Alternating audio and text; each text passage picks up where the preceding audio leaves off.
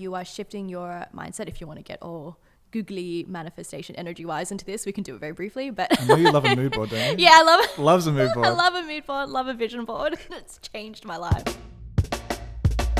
Pursuing a creative career is a lot on your mind. Not only do you go to work, not only do you create work, you kind of are your work. And so learning how to navigate our artistic careers while still being ourselves is something that every creator has to come to terms with sooner or later. Hey, I'm Hayden Buchanan, and this is Create Creative Creatives. I recently sat down with the absolute ray of sunshine, vision board lover, badass, creative, multidisciplined, slashy of a human being that is my mate, Vienna Marie. Vienna runs her own workshops and networking and mentorship through a program she's called Capture You. And I've had the pleasure of shooting behind the scenes for one of these, and it's really nice to just see all of these really excited, keen and hungry photographers in the one room, just ready to network, meet and learn from each other. And it really reminds me of when Vienna and I were attending Instagram meetups way back in the early 2010s, and we were finding our feet just getting our foot in the door of the industry. Not only is Vienna one of the most driven people that I know, from her manifesting to vision boards and just getting the work done, her career and her perspective is one that I will always admire. If you feel like skipping ahead, as always, there are chapter markers below for you to get to whatever you fancy, but please enjoy my conversation with the very talented Vienna Marie. We met way back at a Taku gig for Sony. I believe that's the night that I met you guys. Yes, that was years ago. But I'm pretty sure I met you on Instagram or even on Facebook prior. Like internet mutuals kind of thing? Yeah, internet mutuals and the whole Instagram meetups. Yep. That was definitely an era for me. Yeah, I'm sure it was for you too. Rocking up anywhere with the camera. Yeah. But so from there, you've been working as a photographer for how long now? 9 years now. 9 years, about to hit the decade. Yes. Nice. Oh. And when you started, you know that you do a lot of you do dancing as well. I know you've done some singing and playing the guitar stuff in the background there. There's a lot of creativity that you do, but I would say, and correct me if I'm wrong here, but photography is the favorite child of them all. Yes, it's probably out of all my children, photography is my favorite. Yep. When we met, you were working at Redscope. Mm-hmm. And obviously I was there for a few years as well, and it's sort of a big part of our lives. Those of you who don't know, Redscope is a production company based here in Sydney, and Vienna and I spent a lot of time working there together. Yeah, so wow, it's so funny. It's like as if we died or something. We're just reminiscing in heaven, like, oh, how was our lives? This is the memoir session. Yeah. It was about to happen. But so as you said, as Hayden said, it was like, it's a boutique production agency happening in Sydney, and it's been running for around 9 years now. Ever since the beginning, I was there. When I was interning and wanting experience in university, I randomly met Ben and Adam, who are the founders of the business, at a random dance video session, and they were... So Adam's a b-boy, isn't he? Yeah. Right. It's so funny. But they were wanting dance on their portfolio at the time. They were just starting out as well. Mm-hmm. I was one of the dancers, and I was like, oh, cool. Can you take me under your wing? I'd love to learn. And so they did. They taught me a lot in video and photography. I was shooting for them.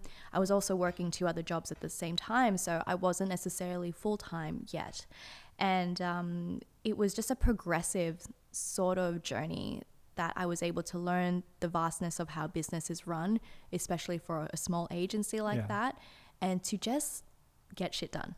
Honestly, we had our big break with Hype DC, traveling to Uluru, and that was quick turnarounds, and it was just very humbling moments to have, because quick turnarounds like this don't exist, I would say, in other industries where it's literally 10 minutes after a show, or 30 minutes before we go live. We need XYZ. Everything needs to be prepared, because whatever gets out into the public needs to be perfect. Yeah. And you're judged deeply on that. I still remember during one of my first internships, I was shooting an event, and then I was literally taking over a small section of the kitchen, and the wash-up person was just there, and I'm there editing my photos, and I have journalists coming in being like, can I get these 7 photos? Thanks. Edit them now. And then just airdropping them to their phone, and then they just half writing the story. So they're also hustling. So journalism is probably one of the only industries that's close to the creative industries, where it's just relentless. Get it done now, get it done perfect first time. And it's exhilarating. It's terrifying, but it is exhilarating at the same time. I agree. And I'm going to add on top of that, department of journalism, also PR as well, public relations, because because I would say that all three of those tiers equate to one another because they all rely on each other as well to make sure it's picture perfect. In the brink of COVID, we had a team at the time, as you know, Hayden, that was like probably 9 people on the border of 10 people. And that's a lot of people to manage, especially in a small office that we had, which is probably catered for 4. Literally, like we're right next to each other. But I love those memories because it was like, oh, wow, like this is definitely what the hustle looks like when you're running a business like this with a structure like this and a system like this. So for me, I would say my strengths when it comes to leadership, when it comes to communication, is management and making sure that there is that personable rapport that you have with your employees and your friends. I've always believed that friends, you make friends with people, not necessarily just one night stand dust off. One night stand friendships. Yeah. Like I want to be friends with these people. And it's so funny when I describe the work culture that we have at Redscope, and you would know this, it's like we honestly felt like we were all family. We would say everything together. When there were like late nights, as you know, we were just like hanging out, talking, really taking in one another's feelings and just having a laugh all the time. But I still hold that sense of personable rapport with people no matter what, if they're in their business or they're a client or people that have passed. So you've also been somebody that I know has been able to put themselves out there, and I think I've definitely been able to witness just being such close friends with you, like those moments of like graduating to the next level of putting yourself out there. And you run workshops and you have a little business called Capture You, where you mentor photographers up and coming, or just people who want to again have that element of play with a bit more structure. What I guess led you to wanting to put together a mentorship program? What was the starting point for you putting yourself out there in that kind of capacity? Great question. So for myself, definitely COVID, when we were all in lockdown. Big reset, mentally, physically, really evaluating what actually made me happy. And I'm pretty sure that was with everyone. Like that was a fact. Oh yeah. So for me, I was under my own mentorship with another business called Impact Empire, which is run by the lovely Leanne, and she's one of my mentors. Oh, yes. And they were basically empowering women to figure out what their purpose, what their calling is. Could be spiritually, professionally, mentally. What can you do to help people that will help fulfill you? And so I looked at the container that we had. I'm like, oh, I'm the only creative or the only photographer here. What can I do to help others?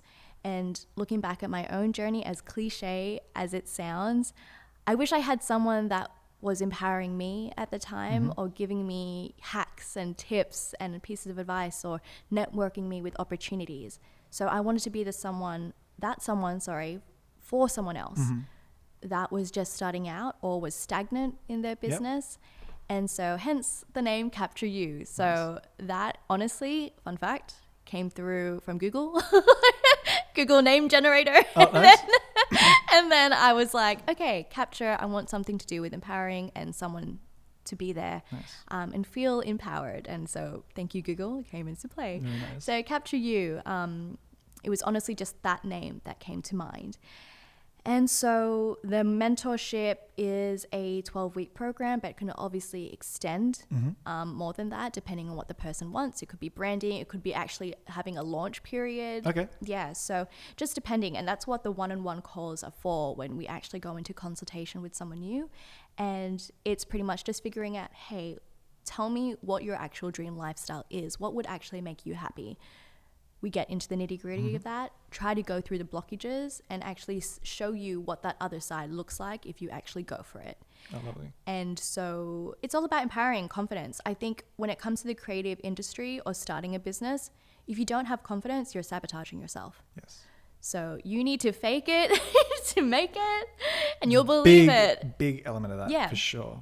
You have to believe it. And so once you do believe it in those first few weeks, you're like, oh, damn, why did I wait that long to get something started that I could have helped others or inspire others and have opportunities, make money, have income, of that dream that I've always wanted to have.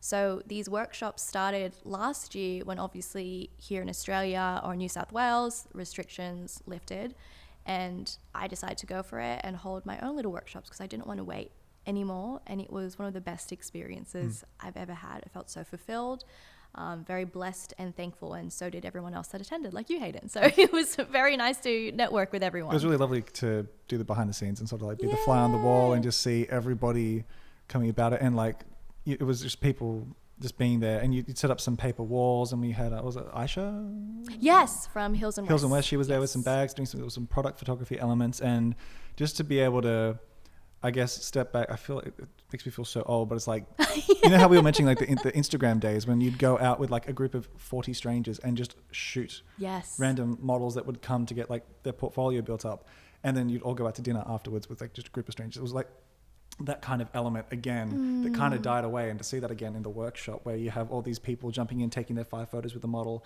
and then going off to the side and being like, oh no, I could shoot that better, and then the comparing notes almost with their like looking over there, and it was just nice to see that just collaboration. And how long did it go for? It was like 3-4 hours? 3 or 4 hours, yeah. And it felt like 20 minutes for everyone. It was like so quick. Yeah. And I love the way that you set up multiple stations on the day as well. So people could do a couple's almost wedding style thing, and then there was product, and then there was just general modeling. And it was just lovely to see people who probably have never directed a model or talent before jumping in and being like, can you just turn left, and then actually put the jacket. So it was like seeing that kind of like that, just baby steps into that realm with all of these people just going for it was really nice to see. Just as a fly on the wall, shooting that behind the scenes. And so the fact that you were able to foster that for people is really, really cool. Yeah, I think at my end game for this all is honestly just creating a very supportive community.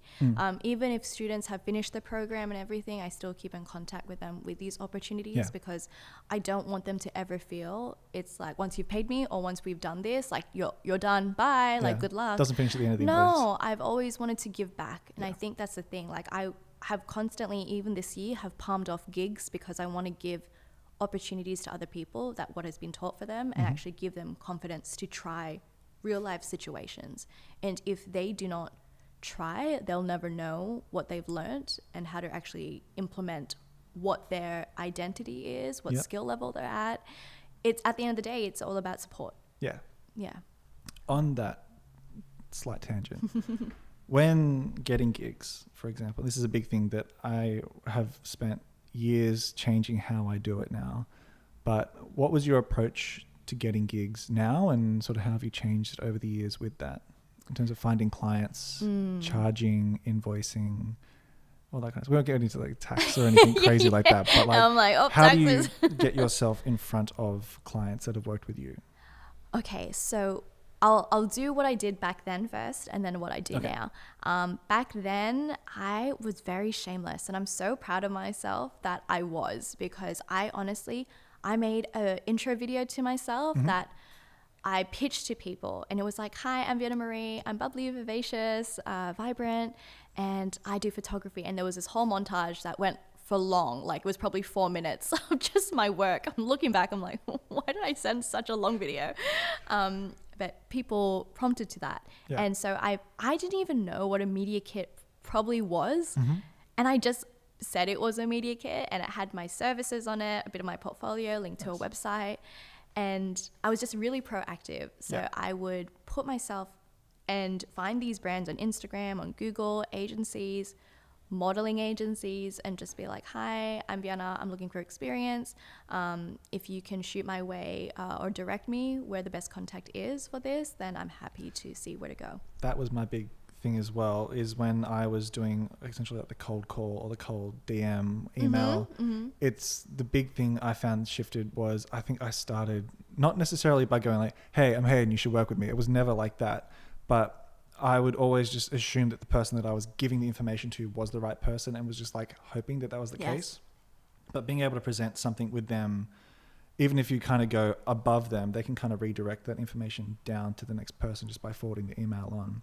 And I think the big thing for me, like you just said, was saying, hey, can you let me know if this is the most appropriate email, or if you're just cold DMing somebody, being able to be, hey, really love this X brand here. Would love to send over my portfolio to you. is there an appropriate email address that I could send this to? Thank you for your time. And just like leaving it there. And if they don't get back to you, it wasn't going to work anyway. Yeah. And kind of almost templifying that Yes. and being able to, and just being able to go, cool, here's my 60 that I'm going to DM today. And you just, or email, and you just find the emails or whatever it is. And you'll probably, you hit 100, you'll probably get 15. This is something I actually teach my students. It's better to cast the net of 100 DMs or 100 emails and get something back instead of not even trying. So On that as well, when I moved to Sydney, I was applying for barista jobs, and I had 30 resumes in my hand, and I was like, I'm getting a job today. And I just went out to so many cafes and just went in, talked. I think I had like 10 coffees by the end of the day. I was like running through my speech at the end of it for sure. But by the end of like that week, I think I had about 5 job opportunities. And so I got to pick and choose where I wanted to work at that point. Yeah. And I think that's the same with casting that broad net. It's great because you get more chances of landing a job, but you can also look at like the best paying job. So yes, there's 100 here, but then out of the 5 that you get, 3 didn't really want to pay you all that much, or they'll do the whole exposure thing. Yes. And then you'll get 2 that are actually worth the time and the energy, but it's the initial energy of putting out all those 100 that are there. 100%. I agree with that. And I think on top of that, putting myself out there in terms of Instagram on socials, I honestly, I don't know how I did it. I didn't really think at the time, no backfiring or backlash or people judging me. I honestly was just putting myself out there, took photos of friends and networked through that. I found brands or like, what was it? Like community parties or something like that, events that I could just go to. I had no shame, just networking, going there. And I'm like, oh, do you need to update on your logo? Hi, I'm Vienna. Like, hi, I'm Vienna, I'm a photographer. And then they're like, oh, I'm looking for a photographer for XYZ. Yeah. Or it's through referral. I feel this isn't a bragging thing, but I think I feel very humbled and blessed to know that whatever I did back then, whatever good karma came through, I'm really, really thankful that I grew up in a personality, or my identity back then was just very bubbly and just very straightforward with what she wanted. As well, I think, and this kind of comes with like early 20s naivety as well, but being able to approach a new social situation or small talk, and when people say the inevitable, oh, what do you do? Introducing yourself as doing what you want to do, not what you currently do. So I could have said, oh, Hayden, I'm a barista. And they'll be like, great, I don't need coffee right now. But I could just say, oh, I'm a photographer. Like, oh, awesome. You do that full time? Like, yeah, it's on the side, work barista shifts and just bouncing between. They'll go, oh, awesome. Can I see you? But you've already created that jumping off point. Yes. It doesn't matter like what, I'm an illustrator, I'm a designer, I'm a whatever. Introducing yourself as who you actually are, not the occupation or the job that you have to pay the rent. Yes. I think that's really important because it's a bit of projection, but it's also projection of you to where you want to be as well. Yeah, I agree with that. It's some form of, as I said, like confidence talk to yourself. So a form of manifestation that you are shifting your mindset. If you want to get all googly manifestation energy wise into this, we can do it very briefly, but I know you love a mood board, don't you? Yeah, I love it. Loves a mood board. I love a mood board, love a vision board. It's changed my life. But I never used to be like that. But I think when you go, well, I'm in my late 20s now, I'm going to 30. I think there's just been a very big shift in mindset. I think projecting, as you said, is such a strong form of knowing about yourself, especially if you're insecure, if you're not sure, if you're not where you want to be yet. And as someone that has gone through a lot of stuff, it could be professionally, personally, whatever, how you want to take it, projecting forward really does something to your mind and your soul, because you're putting yourself out there, even though a whole bunch of yourself is not there yet. It's just that little glimmer of 5% that could eventually turn into 15, 30. And up it goes. 100%. Yes, nice. Exactly that. So stepping into freelance world quickly, when you're putting yourself out there in terms of creating a portfolio and sort of compiling all your work for certain clients, I know you do a lot of fashion stuff. Recently at Fashion Week as well. Yes. Capturing a lot of stuff there. Yes. I know that you were able to get yourself onto some brands for Fashion Week. So you weren't just sort of, out the front capturing an influencer. You were actually there on behalf of a brand, capturing the day behind the scenes. walk me through the process of how you would go from wanting to do something like that to asking and then being there on the day. How do you sort of run through those sorts of things? That's great. So I guess we'll dive deep with the example of Fashion Week first. So Fashion Week was actually referred to me through a beautiful friend, Shannon, and she's also a photographer, but she was unable to do it. So I decided to step in. And if you know me, I love fashion. I love Fashion Week. I love runway. There's just something about the adrenaline of capturing something like that you will not ever get in any other gig or event. I liken it to the only other place you'd find that if you were doing like something at a racetrack or Formula One, because it's just up, gone. Yeah. It's so quick. Like the turnaround was ridiculous for this. So to help pave the way as to how ridiculous it was I was backstage, back of house, doing the coverage for Wella Hair and OPI Nails, nice. which I love. And the PR people were there. I was briefed prior to that week that they would need the photos 30 minutes after the runway. This was not the case at all. On the days that I was there, it was literally shoot back of house for 3 or 4 hours. Before, probably halfway of that, send at least 30 photos to the PR people on site. Mm-hmm. I was just using my phone, just transferring it over that via Bluetooth. Quick edit on my phone, send it to them. So as soon as the runway hits, the press releases go out. Oh, wow. Then after that, get home or wherever I could be, start editing the photos so they can get that within 30 minutes or 1 hour. So that for me is like clockwork. I'm so used to that pressure. But for anyone else that steps into that, you definitely have to expose yourself. It's also having like a system for yourself as well. It's like, okay, at this time I'm doing this and I'm only doing this. And I think you kind of enter into this like tunnel vision element of it. Like when you're shooting, you're shooting 100%. Yeah. And then when you stop, like the world stops. I'm sure you don't even notice that there's hundreds of people walking past you the whole time, right? Yes, that's exactly it. And I think because I'm so fast, again, not bragging, but I know how I edit. I know what to select. It takes a lot of experience, and you would know this, Hayden, it takes a lot of experience to actually do select so quickly and shoot to edit. To just know already. I still have my times where I'm like trigger happy and I shoot like 20,000 images and I'm like, why'd I do that? I only have to submit 5. But I'm like, my portfolio may need it later. Like I'd rather over deliver than under, to set a good example to that client. And so they want me back next year. So it's just more about building that rapport.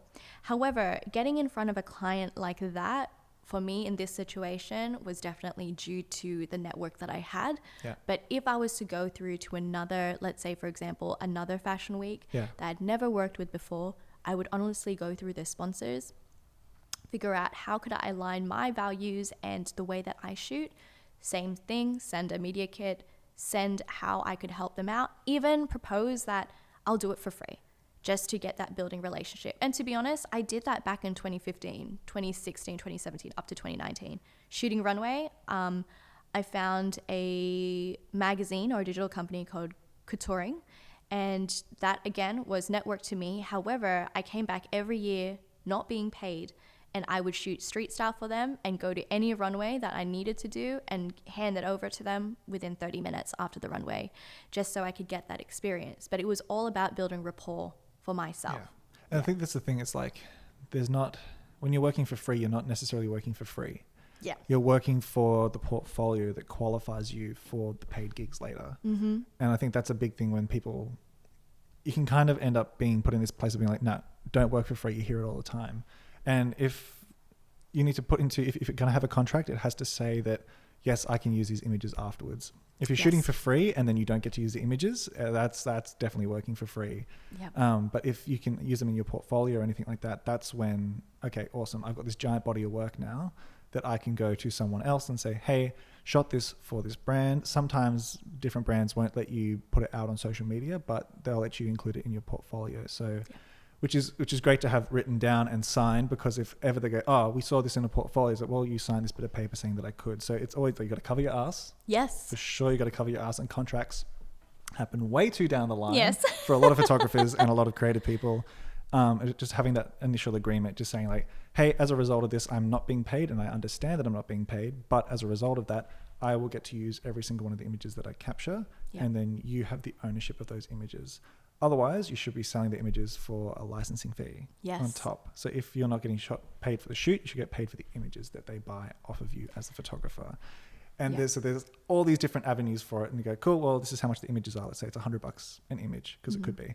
And they go, oh, well, we want 12 images. Great, that'll be $1,200. Yeah. It's things like that you can put in place to be like, I understand that you don't want to pay me for the whole day, but this is how much it's going to be for that. And they go, oh, okay, how about we just did $1,000 for the whole thing? Great, you got yourself paid. So you can kind of push and pull things in different ways to be like, it's actually more expensive if you don't. Yes. And there's 1,001 ways you can kind of push and pull those things. And again, the other thing I'd say to that as well is when you're kind of going into the negotiation phase of things, one thing that I learned way too late was asking for a budget up front, not giving over your rate. Yes. And just saying, how much do you have to spend on this? Because it might just be $100 job, but then you'll give them $100 worth of the work. I've got a client at the moment who really wants to work with me, but they just don't have the money at the moment. And so they said, how much is it going to cost me? And I said, what do you want to have done? And then we kind of sat down and worked through what the business problem was that the content would actually solve. So then I came back and I just said, look, if you want to do this at this scale, it's about $3,500. And I said, and the money goes to this much for renting the gear, this much time for the labor of editing and being on set, getting people there, the lighting, all that. So I did a cost breakdown as well. Obviously $3,500 is worth the time to put that initial upfront in. Yep. He goes, cool, I can save this much over this amount of time and we'll get back to you February next year.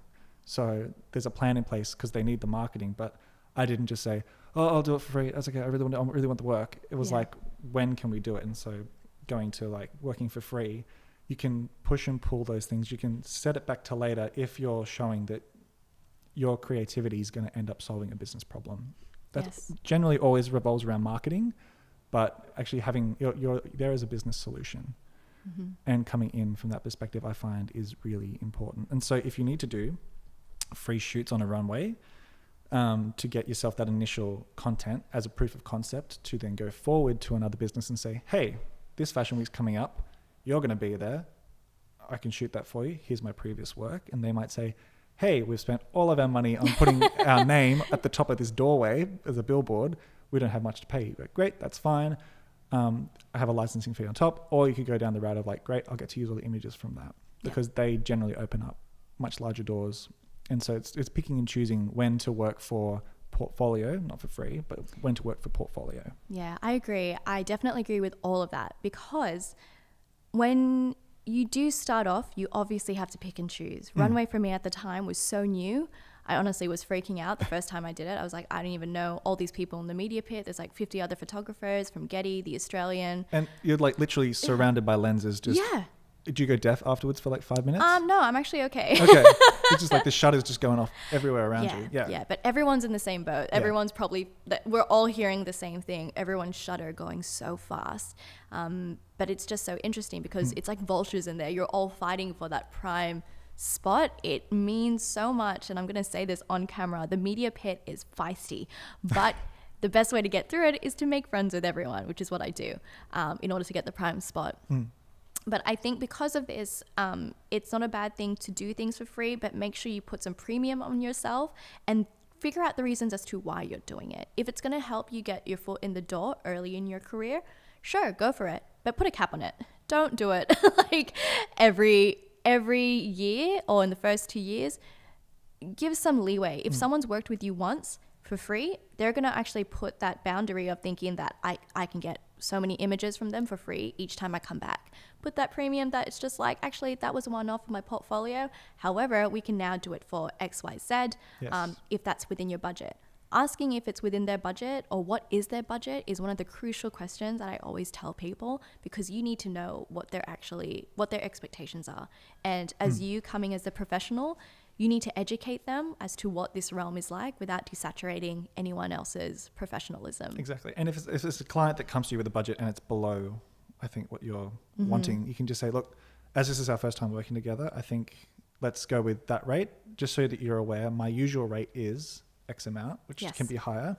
Just say, it's our first time looking at each other, happy to do it for this amount. And then you can drop the deliverables down to match that and just be like, look, normally I'd give 100 images for $1,000, let's say, just spitballing numbers. But as this is a $500 shoot, I can do 50 images. Yeah.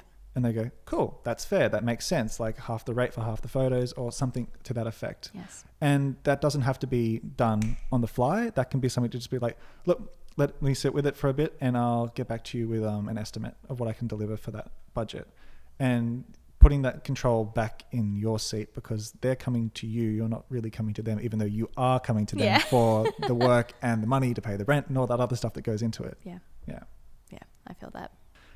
So going quickly back into your vision boards and your mood boards, because I know you love them. When did you start doing that, and how the hell do you go about doing it? Oh my goodness. Wow. I've never been asked this question before, so this is good. I started doing it last year in January. I was put to it from my own mentor, and she was like, you are going to create a vision board of your higher self, where you actually want to go, your dream lifestyle. She made me put a number on it as to what income I wanted to get out of it.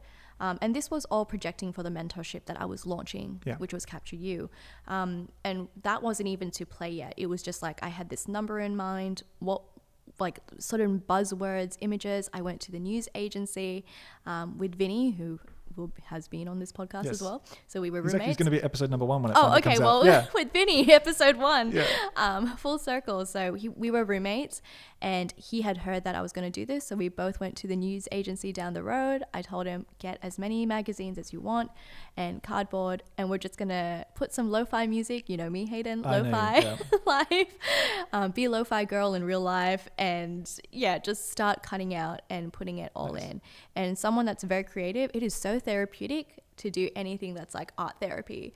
Just like the physical nature of it. Yeah. I spent like $120 on like hectic scissors from Taiwan. Oh my God. A little while ago, but they are so sharp and like stationery is my money pit for sure. Yeah. Like I love having good stationery. It's the tactile element of it. It's I know what you mean. It's just like having that physical connection to it. In a way, it makes it more real, or it bakes it into your head more, or something like that. Yeah, it's just like even putting sticky tape, even like figuring out where to collage it. I'm like, does this palette look good aesthetically? The designer comes out. Yeah, my graphic designer's like, this typeface does not work with this.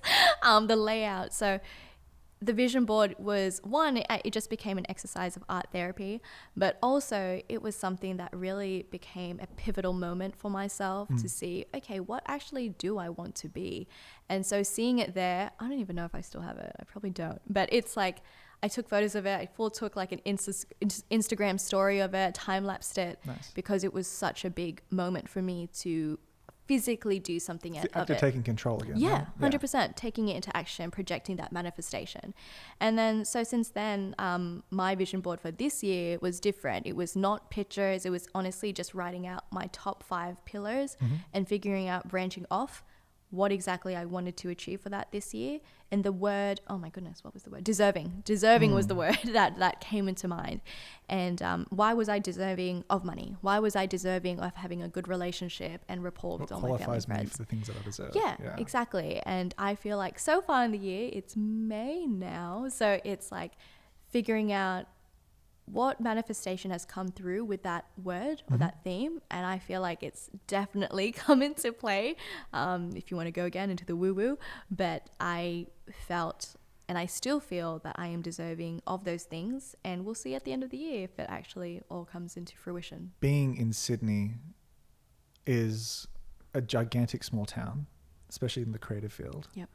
And you sort of cross paths with the same people once every couple of months, every few years. You're like, you look familiar. Oh yeah, we did that thing together way back. But it's like there's a lot of that going on. Going into the industry and looking at how it's sort of changed since you began, where do you think the industry is heading as far as photography is concerned? And what are the new opportunities that you're finding, that you're just discovering now? This is a very interesting question. There's a few avenues I can take this. So first off, I'll start with the current gen of creatives. Everyone, there's two sides of this. One, everyone thinks they can be a photographer professionally because of the access of opportunities that they have on social media. But it's not just about posing. It's not just about posting pretty pictures. It's all about knowing the technical and the purpose, and you just don't want the industry to become saturated. I personally do not want that for anyone. And I can see it in the older gen of creatives around as well. However, it's also on that flip side that it's exciting to see the future generation come into play. Yeah. Because there is so much talent. There's so much access Yeah. to so many different things. It doesn't require you to own a studio and own a expensive camera and an entire kit. Like again, like you said, like you can build your portfolio with a smartphone if you wanted to. Yeah, 100%. And then from there, get some work with your phone and then jump up a level. Thing on that though, I think I've found it sort of maybe started when I first moved to Sydney, but I think it's very much the case now that there's almost like these very baked in tiers to like quality. And I think it happens to every city, but there's definite cliques that form within certain niches. So you'll have your fashion kids and you've got the music video people. Then you'll go like your street urban X kind of people. And then it's sort of like aesthetic cliques that sort of form. And in many ways, I feel like I've been lucky enough that I've just moved so quickly that I've never been able to get stuck in one or never really been interested enough to just be dedicated to one style. And I find that the industry, you can definitely fall into these small pigeonhole elements and you can absolutely own those small pigeonhole elements, but then getting out of them and doing anything else. It's hard. And I know that you do a lot of fashion stuff, but you also do a lot of e-commerce stuff as well. So you're able to do anything from product and food. I know you've shot some food stuff, but like having that diversity makes you a better photographer because it doesn't matter what's put in front of you. You go, right, I know how to do this. Yeah. And I feel like for myself, I'm that type of person that I love putting my hands in all the cookie jars. Oh yeah. Like, you know me, I need those cookies. So I need all the flavors. So for me, I never wanted to be stuck in a certain niche because as you said, it is hard to come out of it. It doesn't mean it can't be done, but I can get bored easily. That's just my personality and what I've just accepted and owned up to myself. It becomes routine, right? Yeah, it becomes routine. I want to shoot something different. That's why I love shooting runway every once in a while. It's chaos. It gets me, but at the same time, it's exhausting. So obviously I want to chill out, shoot an event that doesn't take that much. Corporate headshots, like you're there to break it up. And I guess it depends on what kind of personality you have.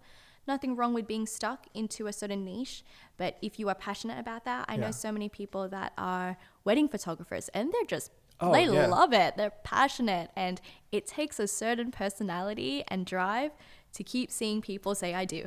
So. I think, again, like there are definitely people out there, wedding photographers is a great example of that, who I think they're those obsessive types that like, in a way, it's kind of like, I have to get this a certain way, or there's like different looks and feels that they can achieve for different weddings, different couples, and it's bringing their personality out in their wedding photos. And I think there's an element of just focusing on there as well, which is good. Backtracking on my own point from before, but finding out whether you're one of those people who really wants to specialize or whether you're going to be a general broad photographer it's a hard thing to learn. And I think it happens through just osmosis of just doing stuff constantly. That's a good word. Osmosis. Yeah, I haven't heard that in a while. Was in science class in high school? Yeah, probably. Yeah, cool. I'm so bad at science.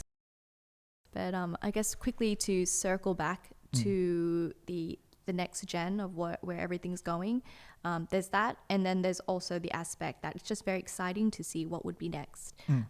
What technology, what social media, what the next batch of creatives look like.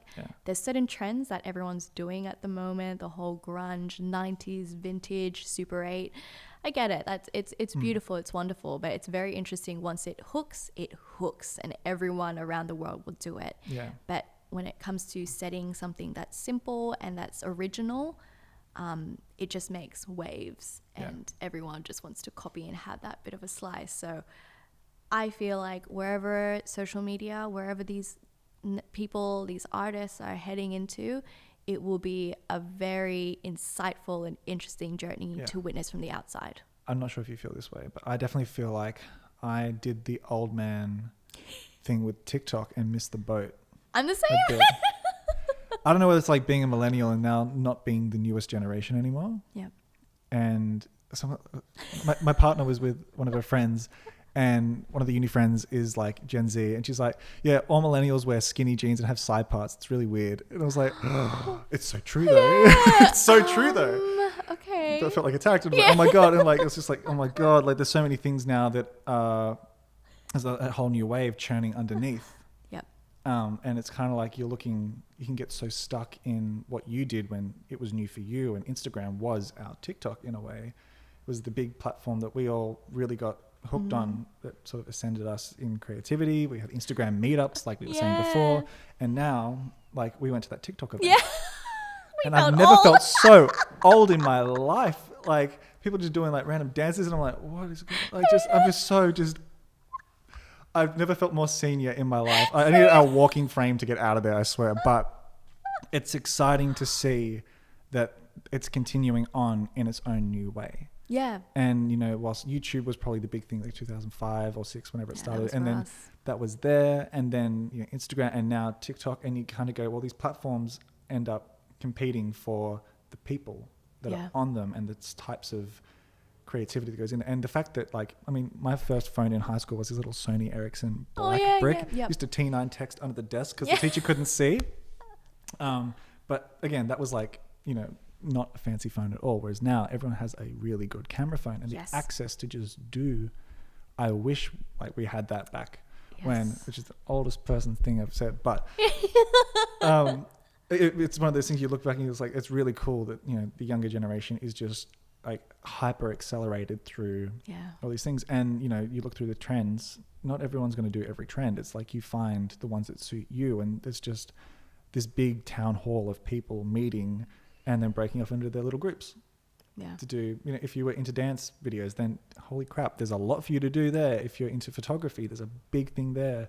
And you look at the comments, and the comments in TikTok videos, yes, there's some trash things in the mix of it all, but it's like this big community that's being built there. And so people can blow up on TikTok and then transfer that to what they do elsewhere. That is true. Having reels and being able to sort of like show off your process, people will find the reel and then they'll go back and have a look at everything. So you're like, again, it's casting that broad net, which is exciting. Yeah, one of my friends, Lisa from Honeydew Photography, she used TikTok. So she's so into fitness. She's just amazing. Her physique is just incredible. Her mindset to fitness. She has an apparel brand too, doesn't she? Yeah. So she's like more within fitness. So it's like more her apparel. But I wouldn't be surprised if she goes down that realm. But she was using TikTok to accelerate that. She has a photography business, but because she's now gotten over, I think it's 100K views on TikTok, she's been able to use that platform and put it over in Instagram and get leads from there, and now has over 10K following on Instagram. Whereas before, she didn't even have that following. It was probably like 2,000 or even less. But it's just interesting, the power of that. And I have to say out loud, I agree. I miss that boat as well with TikTok.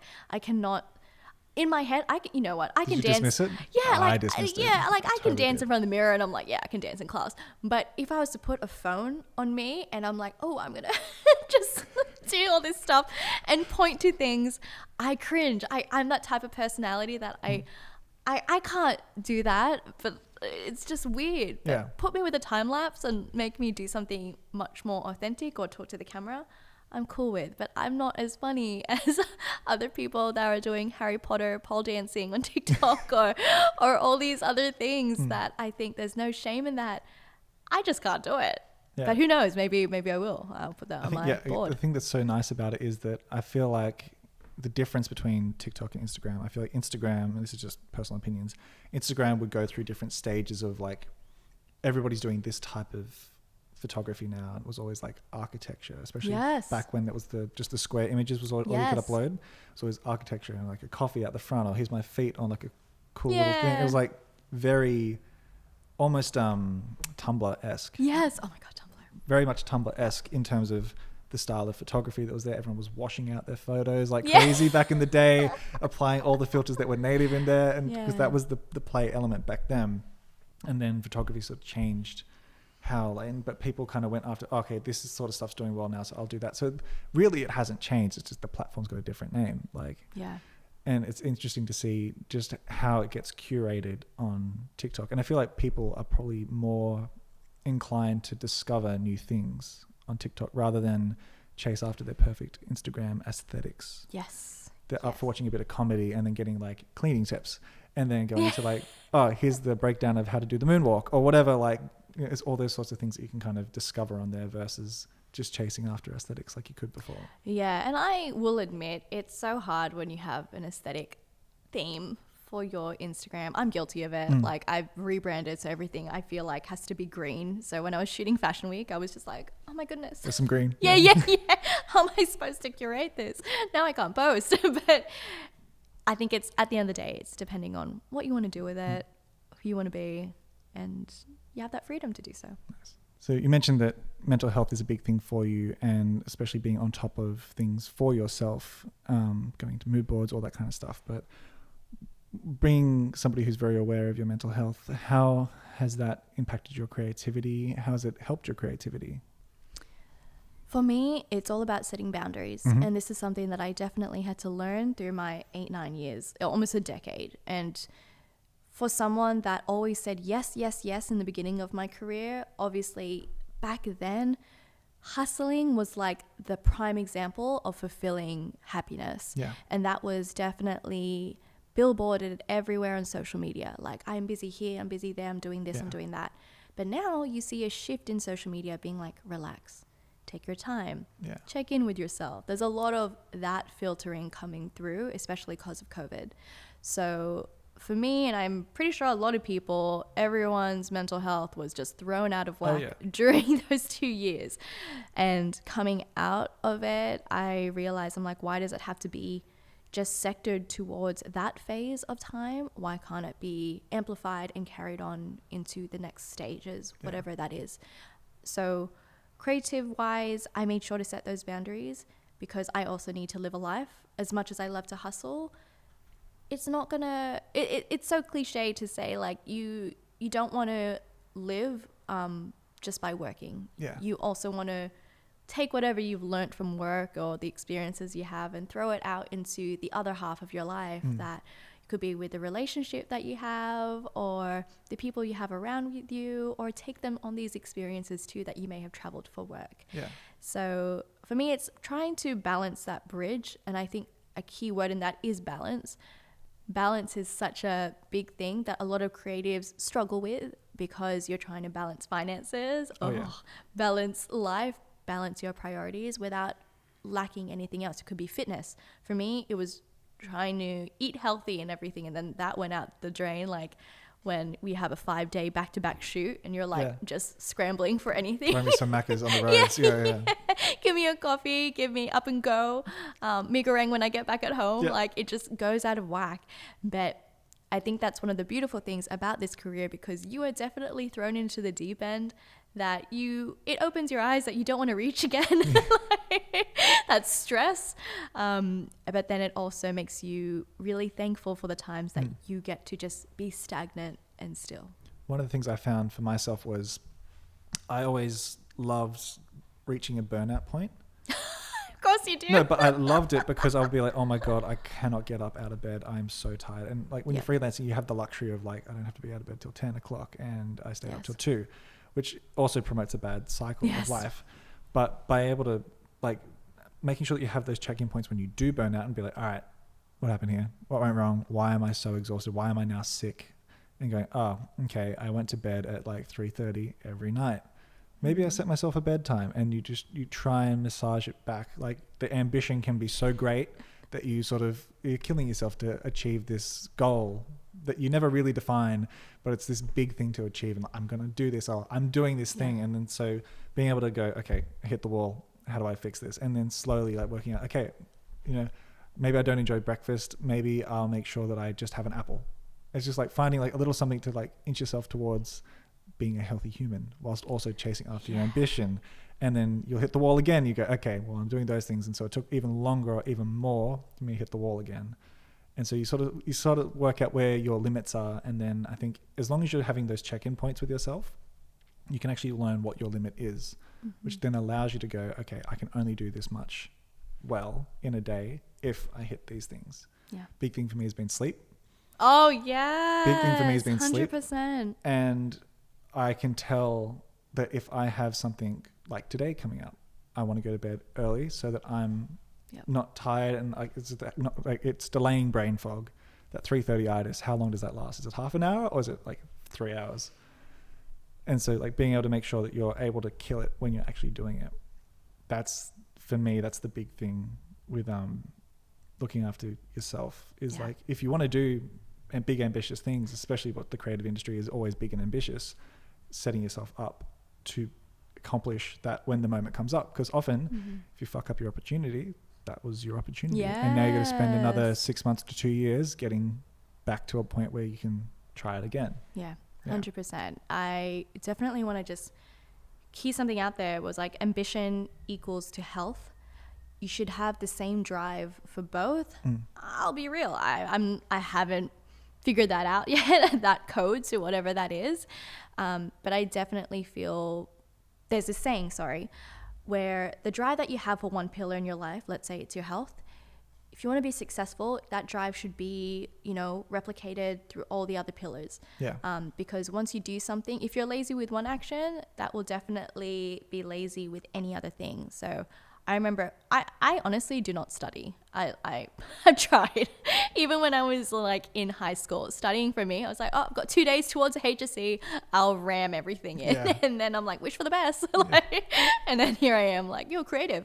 But my essence of studying is honestly all-nighters now, or it's like habit training. Yeah. And that's how my mind probably is good with high pressure situations or all-nighters and everything, because that's the only thing that my mind has ever done. So breaking that down towards my ambition and drive for another fitness aspect and balancing out life like that is something I do need to work on, and that will hopefully equate to whatever I want to fulfill.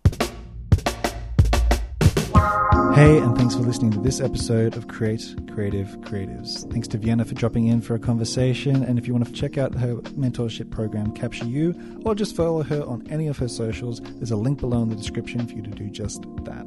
I don't know about you, but I'm definitely going to get started with a vision board for myself. But until next time, I'm Hayden Buchanan. This has been Create Creative Creatives, and I will see you next Tuesday.